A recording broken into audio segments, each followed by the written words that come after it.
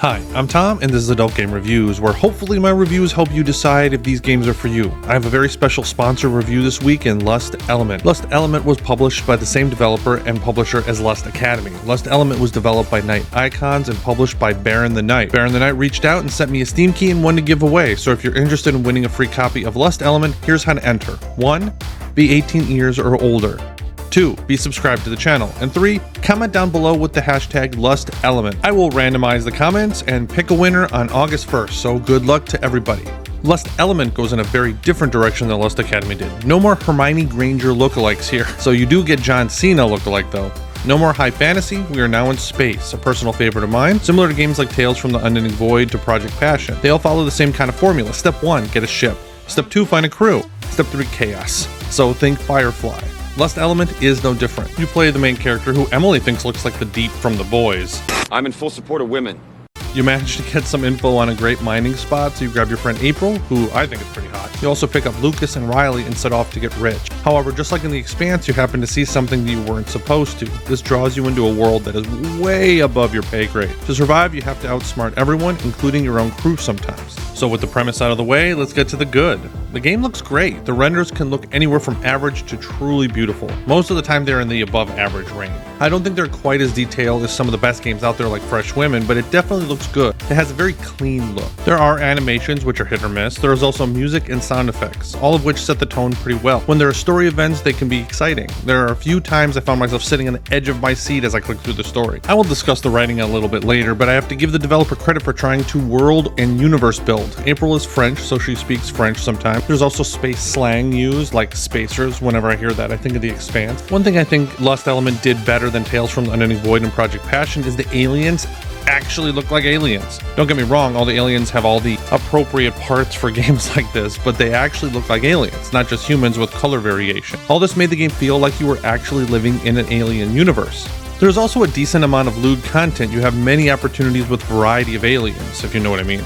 You get some of the T and the LGBTQ, but that is all your choice. You can default the T character to a biologically female character if you want. While the lewd content is mostly vanilla, there's still some variety in there where it's not painfully vanilla, if that makes sense. So something that was in the bad section for a long time but ended up moving to the good section was the main character himself. He's a 23-year-old who everyone kind of makes fun of.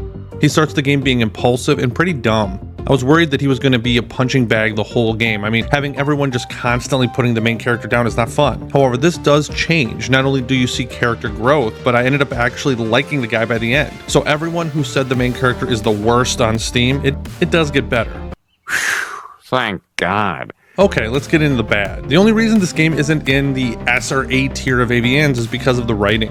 It could be very confusing at times. A basic tenet in writing is to have the backstory be part of the story, not just an exposition. Well, Lust Elements addresses this by having all the characters' backstory in a codex. You can read up on all the characters, which basically means that there's practically no character development for any character outside of the main character, which means almost everyone is the same from start to finish. So I was really thinking about how to explain the writing, because unlike Lust Academy, there were no spelling or grammatical errors that I noticed, but it felt like the characters were telling jokes and they were the only ones in on the joke. There are some events where things happen but aren't explained well. There were a number of times when the characters would reference something and I had no idea what they were talking about. This was one of the main reasons this isn't in the S tier. The writing could just be unclear or confusing. One example that stood out to me was right at the beginning of the game when you meet up with this woman. You guys are starving, so you go to the side of the road kind of food cart. At one point you ask her, "Where's your food?" and you were told that it's been about 5 or 10 minutes, I can't remember. So the woman just says, "Whatever, I'm tired of waiting," and just leave. So you follow her.